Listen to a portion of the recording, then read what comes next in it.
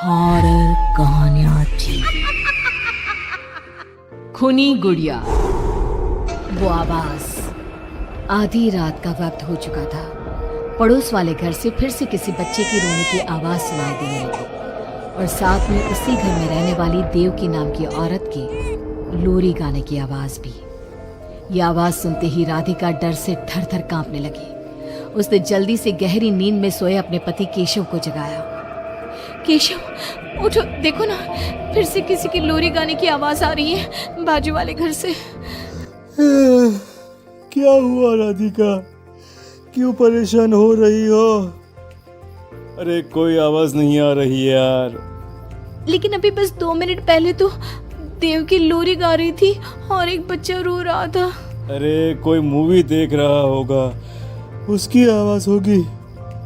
देवकी और उसके पति मोनिश ने बताया ना कि उनके बच्चे नहीं होते। उस घर में कोई बच्चा नहीं है। अब ना तुम भी सो जाओ और मुझे भी सोने दो। लेकिन अभी बस 2 मिनट पहले तो देव की लोरी गा रही थी और एक बच्चा रो रहा था। राधिका हैरान थी कि आवाज सिर्फ उसे ही सुनाई क्यों देती थी। लेकिन जब उसके पति केशव ने उसकी बात नहीं सुनी तो वो सोने की कोशिश करने लगी। लेकिन राधिका के कानों में किसी छोटी बच्ची के हंसने की आवाज गूंजने लगी। राधिका बुरी तरह से डर गई थी। अगली सुबह मैं दुकान जा रहा हूँ, आज माल खत्म हो रहा है दुकान में। इन दिनों पता नहीं क्यों लोग जमकर खिलौने खरीद रहे हैं। आज बड़े बाजार जाकर सारे खिलौने ले आता हूँ। आप रात होने से पहले आ जाएंगे ना? लगता है तुम देवकी से अभी तक डरी हुई हो। अच्छा ठीक है, देखो घर के पीछे वाली गैलरी में मत जाना, क्योंकि वहां से तुम्हें अक्सर देवकी नजर आती है और तुम ना फिर डर जाती हो। ठीक है केशव, मैं आज उधर जाऊंगी ही नहीं। जब भी उधर देखती हूँ कुछ डरावना ही नजर आता है। केशव दुकान चला जाता है। तभी अचानक राधिका को याद आता है कि घर की गैलरी में उसने कुछ कपड़े सुखाए थे। डरते हुए वो वहां जाती है। दूसरी तरफ देवकी की गैलरी नजर आती थी। राधिका जैसे ही कपड़े लेकर वापस आने को पलटती है, उसकी नजर सामने देवकी की गैलरी में पड़ी। वहां एक 4 साल की बच्ची खड़ी होकर उसे घूर रही थी। हे भगवान, ये कौन है? कौन है ये? मैं इससे पूछूं कि इसका नाम क्या है? हाँ, पूछ लेती हूँ, फिर केशव को बताऊंगी। वो मेरी बात पे भरोसा नहीं करते ना। बेटा, कौन हो तुम? हाँ, तुम्हारा नाम क्या है? गुड़िया। तभी अचानक वहां पर देवकी आती है और वो बच्ची गायब हो जाती है। क्या हुआ? आप किससे बात कर रही थी? वो यहाँ पे मैंने एक लड़की को देखा था। वो कौन थी? कहाँ गई वो अभी? कौन लड़की? मैंने कहा ना, मेरे घर में कोई बच्चा नहीं है। मैंने देखा था, वो यही थी। वो आपके पीछे कौन है? राधिका को फील होता है कि किसी ने उसे धीरे से पुकारा, आंटी। राधिका पलट कर देखती है तो वहां वो छोटी बच्ची खड़ी थी। राधिका चीख कर बेहोश हो जाती है। जब उसकी आंख खुलती है तो केशव उसके पास खड़ा था।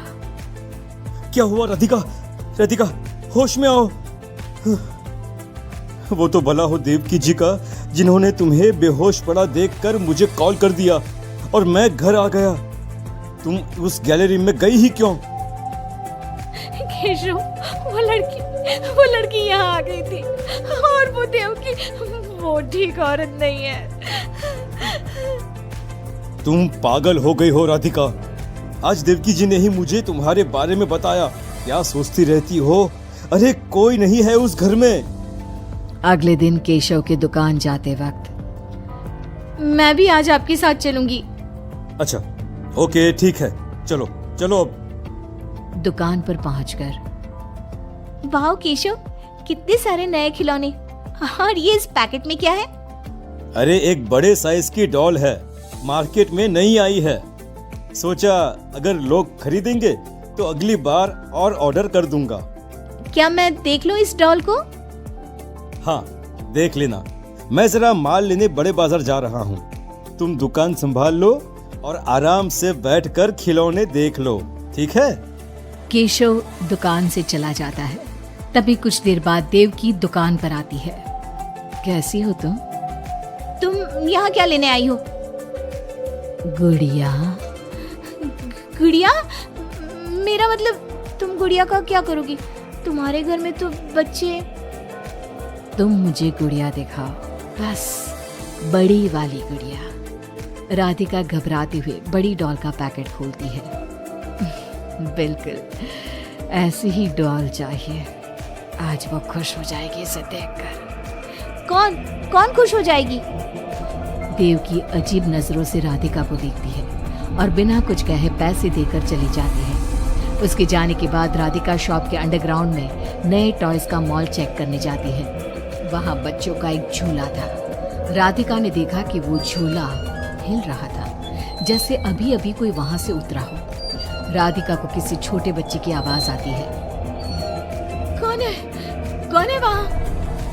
वही छोटी लड़की जो देविका के घर दिखी थी, राधिका के सामने आ जाती है। आंटी, मुझे गुड़िया चाहिए, वो बड़ी वाली। मेरे पास कोई गुड़िया उड़िया नहीं है। बड़ी गुड़िया चाहिए, मुझे दे दो, नहीं तो मैं ये सारे खिलौने जिंदा कर दूंगी और फिर वो आपको मार डालेंगे। कौन हो तुम? मैंने कहा ना नहीं है मेरे पास बड़ी गुड़िया। अभी तो थी ना, कहाँ गई? वो देवकी ले गई अपने साथ। अभी जाओ और मेरी गुड़िया लेकर आओ, बर्रा। उस छोटी लड़की के नाखून बड़े हो जाते हैं और पैर उल्टे। वो बहुत ही खौफनाक दिखने लगती है। नहीं देखो, मैं अभी जाकर तुम्हारी गुड़िया लाती हूँ।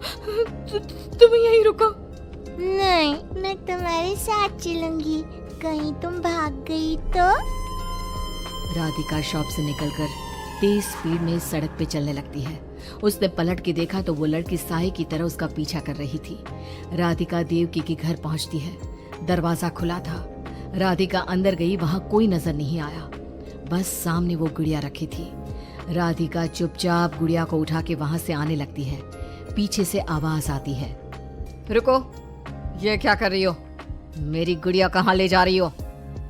देखो देवकी, ये गुड़िया मुझे ले जाने दो, वरना वो लड़की। ओह, तो उसने तुम्हें डराया। उसे तो मैं बुलाती हूँ। गुड़िया, जरा यहाँ आना बेटा। मम्मा क्या हुआ? मेरी लाडो गुड़िया को बहुत पसंद है।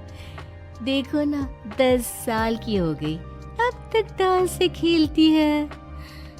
ये तो वही लड़की है, और ये 10 साल की नहीं 5 साल की है।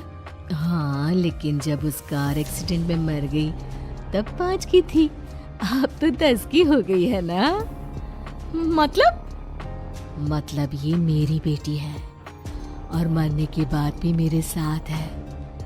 इसे ना लोरी सुन के ही नींद आती है और डॉल्स इसे बहुत पसंद है। राधिका बुरी तरह से घबरा के भागती है। भागते भागते मेन रोड पे आ जाती है। वहीं उसका एक्सीडेंट होता है और उसकी मौत हो जाती है। मगर राधिका की मौत के बाद केशव को पास वाले घर से बच्चे के रोने और लोरी गाने की आवाज सुनाई देने लगती है।